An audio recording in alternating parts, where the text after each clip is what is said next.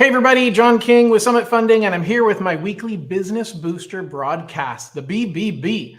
So today I am going to be having an amazing topic on YouTube. But first, before I dive into that, just want to give you a quick overview of what this broadcast is about and what we're talking about. So Business Booster is my weekly 30 minutes that I give to you, to realtors, to business partners, to my clients that are business people, talking about tactics that I've learned in the last 22 years of doing business that I can help you grow your business. So let's watch a quick intro and then we'll get started.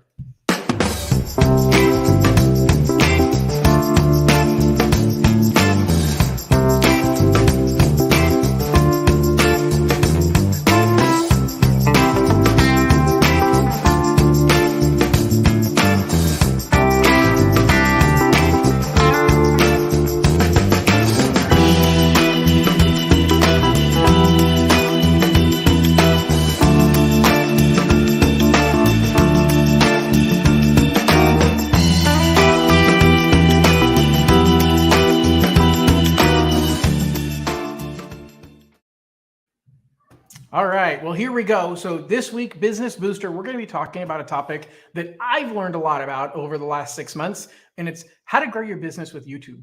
So a lot of you are watching right now. I've got about 5 or 6 of you already who are here. You're on different platforms. So I simulcast my weekly broadcasts through a program called StreamYard, and it allows me to do live broadcasts that is sent to multiple platforms. Some of you are watching on YouTube, some of you are watching on LinkedIn, some of you are watching on Facebook on my personal account, some of you are watching on Facebook on my business account, and some of you are watching on Twitter. So I can broadcast this directly to multiple platforms, but I'm not going to talk about all those different platforms today.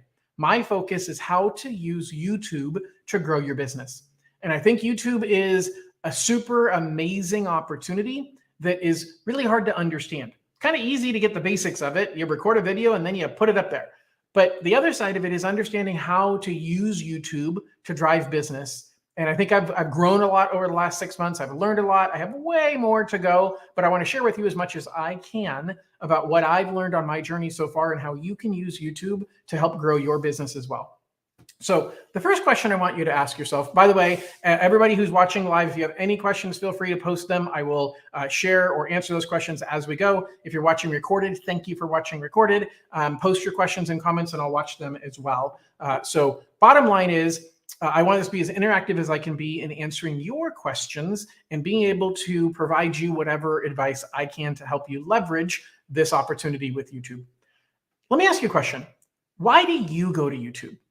Think about it for a second. Think about the last 2 or 3 times that you've gone to YouTube. Now, it doesn't count this watching my video, or maybe it does. What are you doing on YouTube? What's the reason you go there? And obviously, you're going there to watch videos, but a lot of it is educational or how-to videos. If you think about TikTok, TikTok's about funny videos. If I want to know how to change out a door lock or fix a plumbing issue or change out whatever, I don't know, my water heater, I'm going to go to YouTube. I'm not going to go to TikTok. I'm not going to go to Facebook or Instagram or anything else. I'm going to go to YouTube because I know there's a video that will teach me, that will educate me on that particular thing that I'm trying to do. And so I want you to think about, what are your clients doing on YouTube? And not just the people who are working with you, but the people who will be working with you. Why do they go to YouTube? What are they looking for? Equally or more important, what questions are they asking that they're trying to get answers to? If you can figure out what questions people are asking and then provide the content for them to find, that's really the key to YouTube. Now, it's a lot more than just putting the video out there and hoping that somebody finds it. That certainly is part of the strategy, but if that's your only strategy, your YouTube channel is going to languish. People are not going to just find you miraculously. And I'm going to talk today about a lot of ways in which you can drive people to your YouTube channel and how you can really get traction that will cause YouTube to send people to your channel. So the first thing I want to talk about is, do we want to go through the front door or do we want to go through the back door? Now, this is an interesting way of thinking about it, but it really helps to think about the 2 ways that you can drive traffic to your YouTube channel for the people that you think are going to be your prospective clients. The front door is answering the question about your business or your industry that they want to know about. As an example, if you're a real estate agent, you might ask questions like, what is a contingency period and why does it matter? You might say, you might answer a question about why does a seller care if I'm pre-approved before I write an offer? Or, what is the difference between a condominium and a townhome? Lots of little things that people might be asking as they're thinking about buying a home, and they're Googling questions that says, hey, I don't know about this. I want to Google the question. Guess what? Google owns YouTube. So Google is the biggest search engine out there. More people use Google than anything else for searches every single day. If you put your content on YouTube, Google promotes YouTube. The question is, how many people are searching for that topic and how many answers are there already to that topic? And those are the two things that if you ask a question about something super common, like, should I buy a house today? Well, that's a pretty common question people are Googling. So that would have a high request, but there's also a lot of videos out there. A lot of people are answering that question. If you asked a question, if you had a video that said, should I buy a home in Sacramento, California in 2022? Well, that's super specific. And so if somebody were to Google, should I buy a home in Sacramento, California in 2022? If that matched the exact title of your video, there's a really good chance you're going to be one of the first responses or the first listed on that search because it's an exact match. We think the opposite. We think the more broad we make the information, the more people it will appeal to. That's a true statement. But the truth is you don't have the advertising dollars or the viewership. I'll explain what I mean by that. You don't have the backbone that a lot of these big YouTube channels do. So if you're posting an answer to a question that is a very generic question that a lot of people are asking, but a lot of people are answering, you're not going to get very much YouTube traffic. But if you post a very specific question, what is a typical $450,000 home in Elk Grove, California? Well, man, if somebody happened to Google something close to that, you're going to be one of the top responses. So the first thing is the front door, answering questions specifically that they are asking for. The second way to drive traffic through YouTube is the back door, which is discussing related topics. For example, if you're going after people who are move-up buyers, current homeowners who are moving up, maybe you create a YouTube channel on home maintenance tips for 1,500 to 2,000 square foot homes. And you teach home maintenance tips and you teach things that you do, cleaning your gutters and how to clean a gutter and when to change your air filters and how to change your air filter. And you get people to subscribe to you because you're telling people, hey, if you own a house between 1,500 and 2,000 square feet, I have the perfect in California, I have the perfect channel for you that will give you information about maintaining that home. Super narrow focus. I'm not telling you to be that focused, but there's value to it. But you might have home maintenance tips for homes in Lodi, California. Well, that's pretty narrow because that's your target audience, the people in Lodi, California. And so if somebody's searching home maintenance tips, they might come across that because it's got their city in there. YouTube might rank that a little bit higher. So there's an example of going through the back door. Now, how do you capitalize on that? Because you're marketing yourself in each of the videos. So at the end of the video, you're putting a commercial about yourself. You're putting hey, by the way, this home maintenance tip is brought to you by me. I'm a real estate agent and I want to help you when you think about selling this home and buying another one, bigger or smaller. I know your home really well. I know the market really well, and I want you to think of me. You put your call to action in there, but you're generating a lot of traffic. You're generating a lot of activity. Here's another example of the back door that a lot of realtors have used really, really well.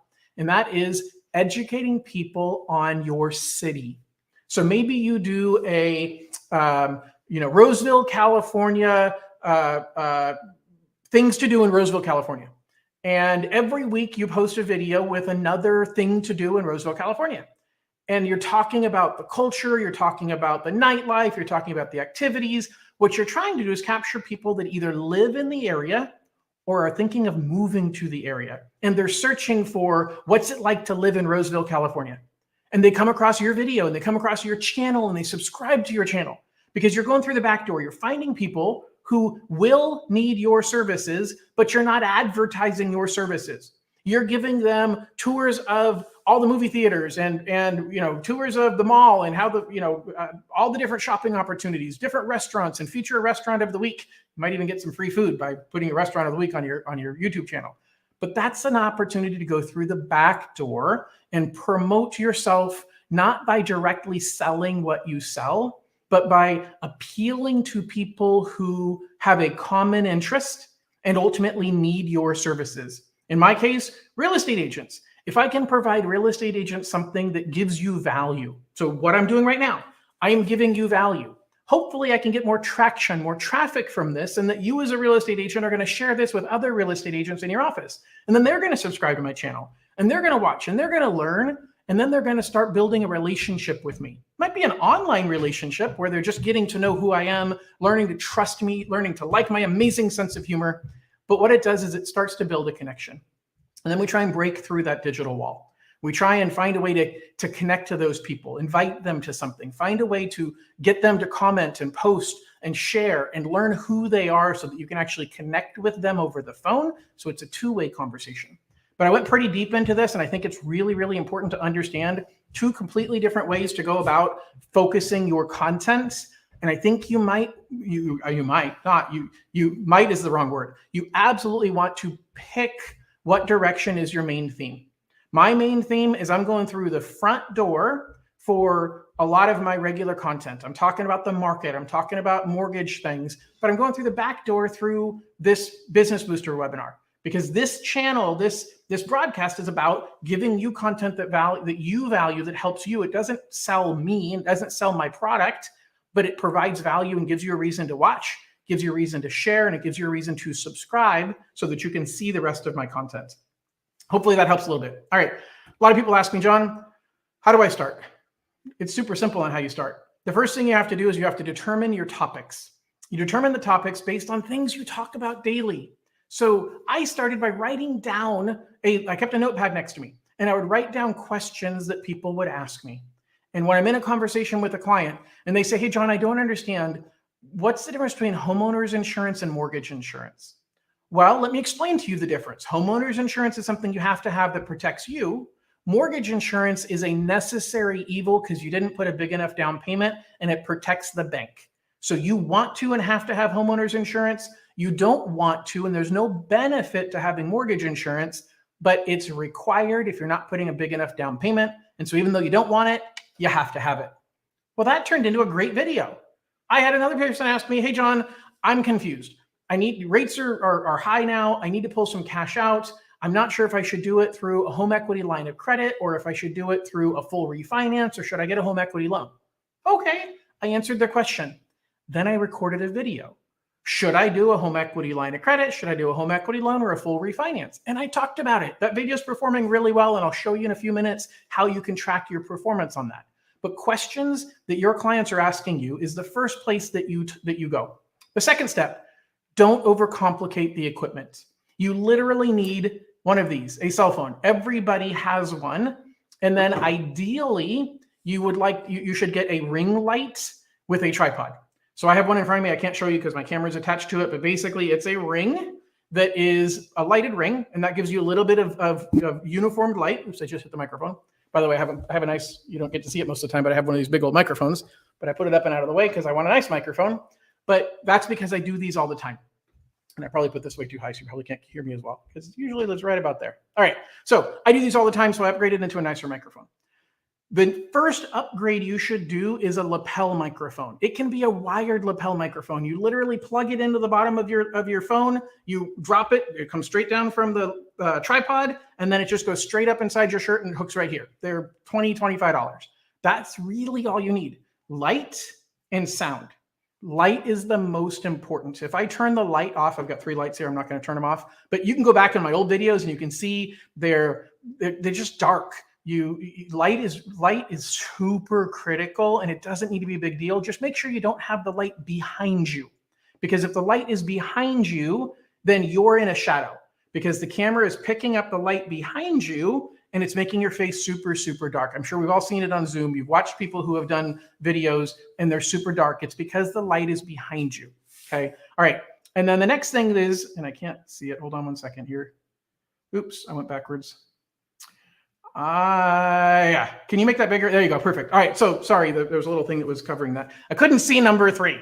Don't edit. Be genuine. I do my lives live. I talk. This is the most complicated step for people is they think to themselves, John, I got to go through editing. I don't like the way I look. I don't like the way I sound. I need to chop it up because I said something wrong.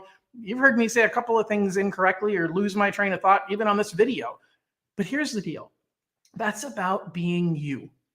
People want to work with people that are like them, and nobody is perfect. We all have flaws. We all have blemishes. I have bad hair days all the time. Okay, maybe I don't have bad hair days, but I say the wrong thing. I goof up. The truth is I'm live right now. There's no going back. There's no, for me, if I say something wrong right now, well, I can't edit it because it's live.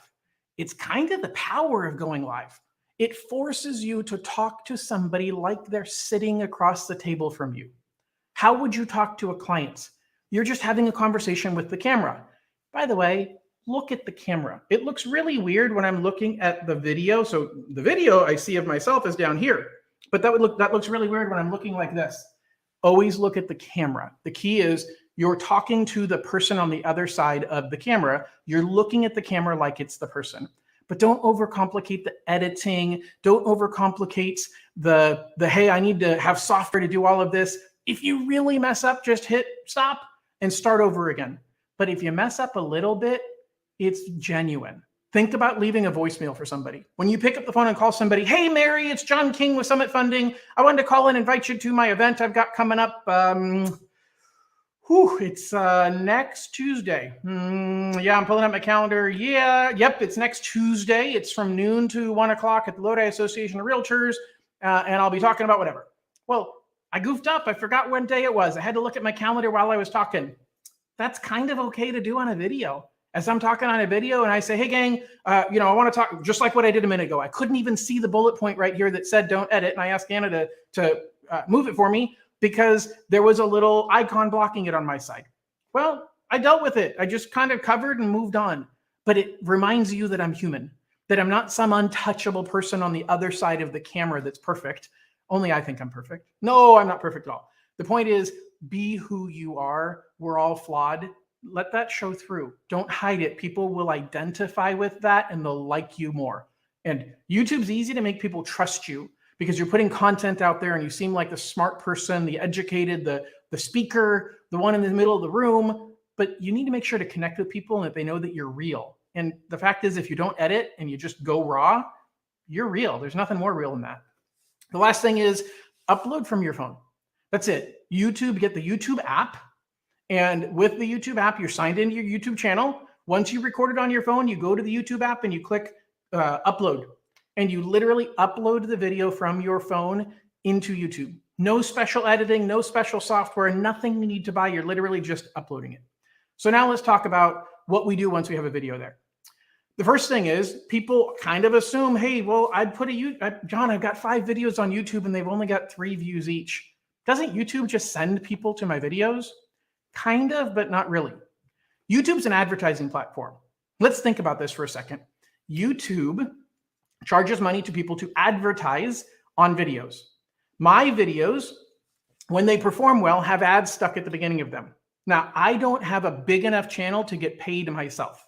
You can get paid. You need to have 4,000 hours of watch time in the last year and at least 1,000 subscribers. And I think there's one more requirement. The bottom line is I'm not big enough yet, and I'm not trying to make money from YouTube. But make no mistake, YouTube is an advertising platform. They want to promote the videos that people are watching. And the more interesting your video, the more people that are watching your video and the longer they're watching your video, the more advertising YouTube can sell. It's that simple. So you're trying to create content and drive people to watch it, because you Field of Dreams, if you build it, they will come. Well, kind of, but if you record the video and put it out there, you don't drive anybody to it. YouTube doesn't know how good it is. So unless you have a super specific title and you find a lot of people searching for it and you're the only one that has been sharing that kind of content, then maybe you're going to have success with YouTube just driving people there. But chances are you're going to have very few views. So you have to drive people to your YouTube channel. and you have to drive them specifically to your videos. So that was a switch I made about 6 months ago. For the last 3 years, every single weekend, every Friday or Saturday, I've sent out an email to anywhere from 500 to 950 real estate agents with a market update. Here's what's going on in the market. Here's what I see with interest rates, etc. Something of value that I'm providing to the people that I'm trying to do business with. But I used to host it on a private video server. In other words, I'd host it on a company that just hid them away and hid those videos away so that they were private. And I thought, well, that's good because I want them to feel like I'm talking to them directly. But somebody recommended to me back in January, John, put all those videos on YouTube because it's going to drive traffic to YouTube. I've got a question here about demographics. So I will cover that in a couple minutes. So let me get back to, I'll cover that. I'll get back to the question. By the way, if you have other questions, feel free to post those questions and I'll get to them as well. So the point is you have to drive traffic. You can do that through texting videos to your clients, by emailing videos to potential people that want them, sharing them on other social media platforms, share them on YouTube, share them on Facebook, share them on Instagram, share them on LinkedIn and Twitter. You're driving people to your YouTube channel. Just be aware, those other platforms would rather have you upload the video to that platform. Think about it. Facebook does not want you to send people to YouTube to watch YouTube videos. They want you to upload the video to Facebook. So you're going to get less traffic on the Facebook post if you link it to YouTube. But you got to think about what's the more important goal. If you already have a good Facebook following, then post it on the Facebook. You aren't trying to generate Facebook traffic. You're trying to generate YouTube traffic. The other trick to tricking Facebook, don't put the link to YouTube in the actual post. Put it as the first comment. So what you might put is a post that says, hey, thanks, Mark, for the like. You might put in that post saying, hey, new information about home prices comes out. Check out my video in the first comment. And then you, in the first comment, put the link to the video. YouTube's not paying attention, Facebook. Facebook is not paying attention to external links that are in the comments because that's kind of like, hey, people are talking back and forth and they're providing a link. The post itself, Facebook says, I don't like posts that send people outside of my domain. So don't put the external link inside the Facebook post. Put it in the comments and just put in your post, see the first comment for the actual link. Okay, so that's the first thing. The next thing, as I kind of go through and wind down here, I got a lot of things I want to cover in the next 8 minutes, is subscribers, likes, comments, and more. All of that feeds into the YouTube algorithm. The more subscribers you have, the subscribers will be fed the information. So you want people to subscribe because they're going to get notified when you post videos. Likes and comments just is another piece that YouTube looks at that says, hey, is this good content? Is this stuff that we should be promoting? The more views, the longer they're viewing, the more likes and the more comments, the better you're going to get traffic sent to you. The question is, how do you measure success? What's your goal? I look at YouTube for me as a couple of things. First of all, I do want to generate some business specifically from YouTube. I think that there's an opportunity and I track it and I say, how'd you hear about me? Oh my gosh, I saw your videos on YouTube and I love what you do and I want to work only with you. Awesome. But I'm also using it for brand awareness. I'm using it to share with real estate agents and give them good content. So just, think about how do you measure success? All right, let's talk about terms that you should know as you're building out your YouTube channel. So the first thing is a thumbnail. I didn't understand thumbnails at the beginning, but a thumbnail is, bottom left corner here, how to buy a home the right way. The cleaner the thumbnail is, the more clear it is what your intent of the video is, the more people are going to watch it. Now you can do clickbait and you can say, hey, I'm going to say a thumbnail says one thing, but the video is going to be doing something different or talking about something different. That means people are just going to click off. They're going to watch the first 5 seconds, 10 seconds and say, this isn't what I thought it was, and they're going to leave. That doesn't help you on YouTube. Yes, you get more views, but YouTube tracks the length of your views, how long of the video, how much of the video people are watching. Info cards. So if you notice on certain videos, and you see this in the top right here a little bit, Anna, can you zoom in, make it a little bit bigger, get rid of me? Okay, so right here, there's an info card that pops up. And so when you can put in an info card that links them to another video. End screens are the same thing. At the end of the video, you have an opportunity to add a link to another video and to have them subscribe to your video. So pay attention to end screens, tags, end screens, info cards, and thumbnails when you're uploading your videos.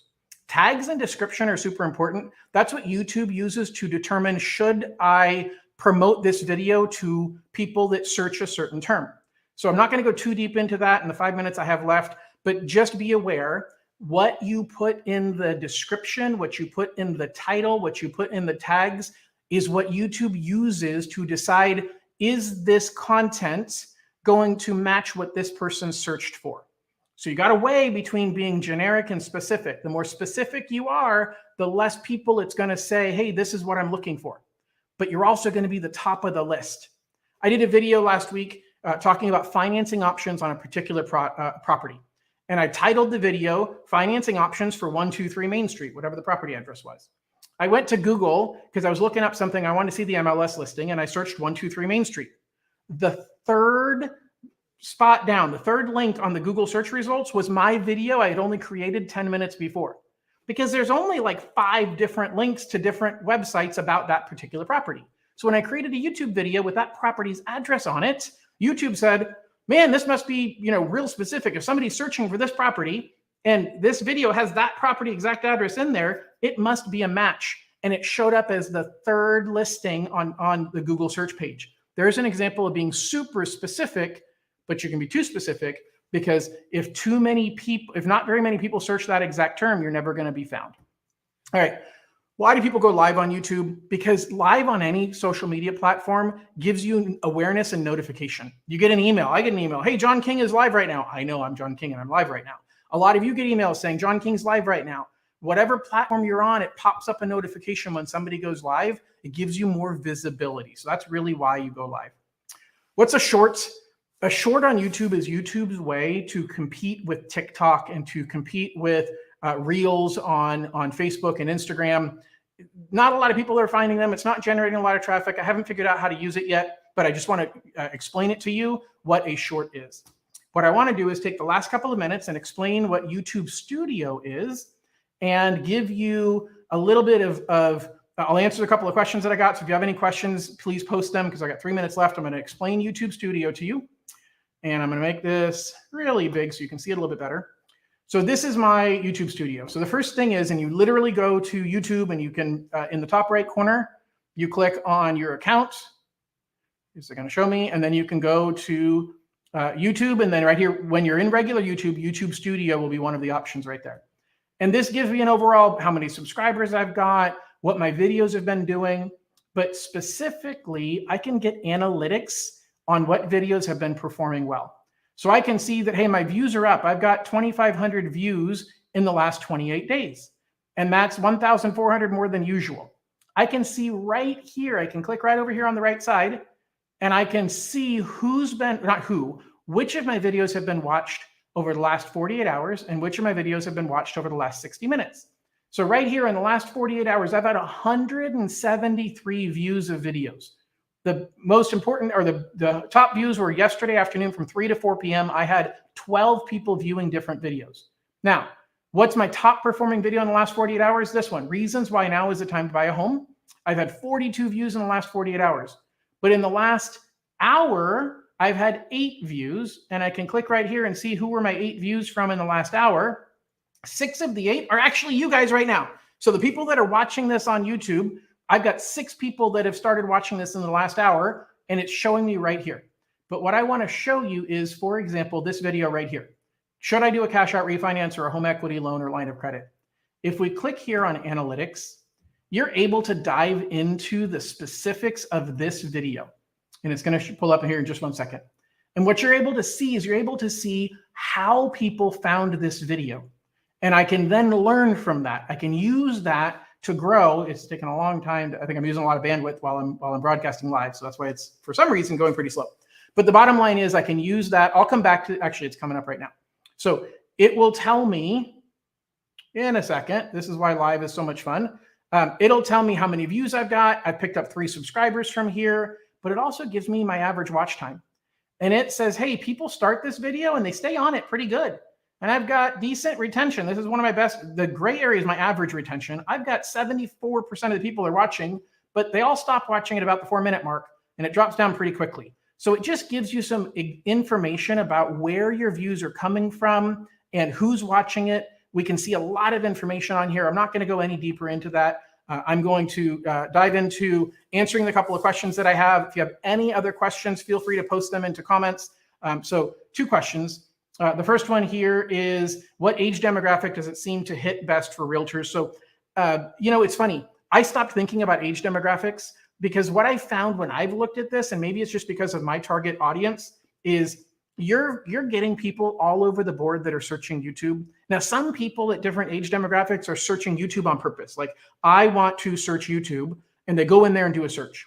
But what I find equally valuable is people who are searching Google, and they're finding my YouTube stuff by searching Google. And a lot of people, the more specific I can make my title, the more likely it is that they're going to find it through a Google search. So I don't know that I have an age demographic. What I can tell you is if your content is good, I've got people, and YouTube gives me some age demographics. I've got people all over the board that are watching my stuff at lots of different age demographics. All right. And then another question also from my concierge real estate agent. My 27-year-old assistant thinks I should focus on TikTok. I don't see how that's helpful on local or specific geography to gain sellers or buyers. Here's the deal. I'm trying to figure out TikTok right now. TikTok to me, I thought was always the, hey, let's be funny. Let's find, and same thing with YouTube Shorts. How do I be funny? Well, I can be funny, but I'm not like the whole let's create a little parody kind of guy, but you can give quick hit tips. So if you're into getting people to trust you, I see, and I'm following some people on TikTok that are very, very successful at leveraging small tips. The top 3 ways to, top 3 mistakes that home buyers make in Northern California. And now you put that on YouTube Shorts, and now somebody searches that, they'll find it through YouTube, and you post that on TikTok. People are looking for small, digestible information via TikTok. So that's the best answer I can give you. I haven't figured out TikTok yet.